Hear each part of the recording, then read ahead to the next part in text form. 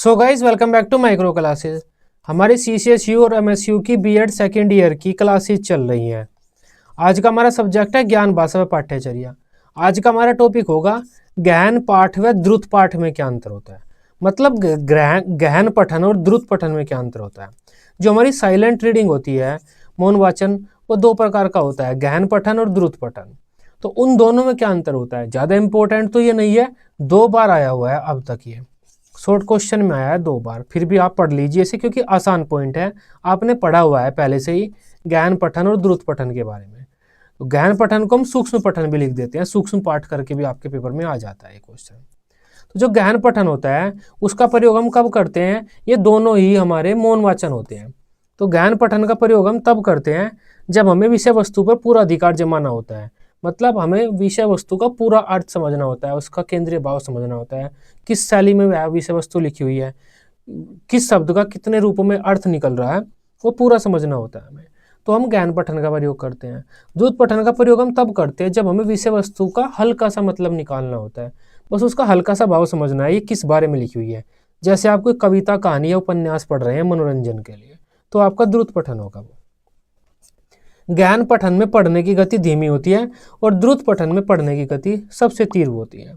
इसके द्वारा लिखित सामग्री का भाव पूर्ण रूप से समझने का प्रयास किया जाता है, लेकिन इसके द्वारा लिखित सामग्री का सामान्य भाव समझने का प्रयास किया जाता है।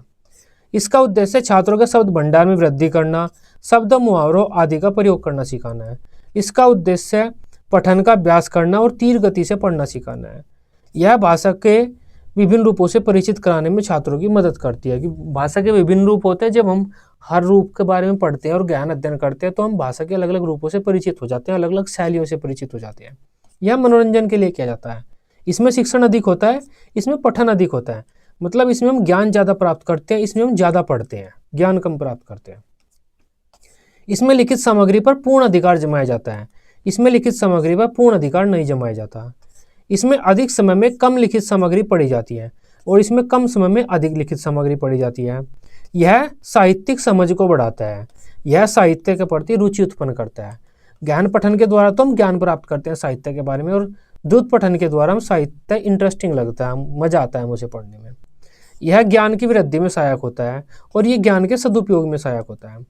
पाठ्य पुस्तक का पठन करना इसी का हिस्सा होता है। जो हमारी पाठ्य पुस्तक होती है उसका ज्ञान अध्ययन करते हैं हम, कहानियाँ वगैरह पढ़ना इसका हिस्सा होता है। तो ये आज की हमारी छोटी सी क्लास थी। रैपिड रीडिंग और इंटेंसिव रीडिंग में क्या डिफरेंस होता है, गहन पठन और द्रुत पठन में क्या अंतर होता है। आई होप इस टॉपिक को अब आप अच्छे से समझ पाए होंगे। वीडियो अच्छी लगी हो, आप इसे अपने बीएड ग्रुप में दोस्तों के साथ शेयर कर सकते हैं। बीएड की सभी सब्जेक्ट की इसी तरह से डेली रेगुलर क्लासेज लेने के लिए आप इस चैनल को सब्सक्राइब कर सकते हैं। Till then, bye bye, take care.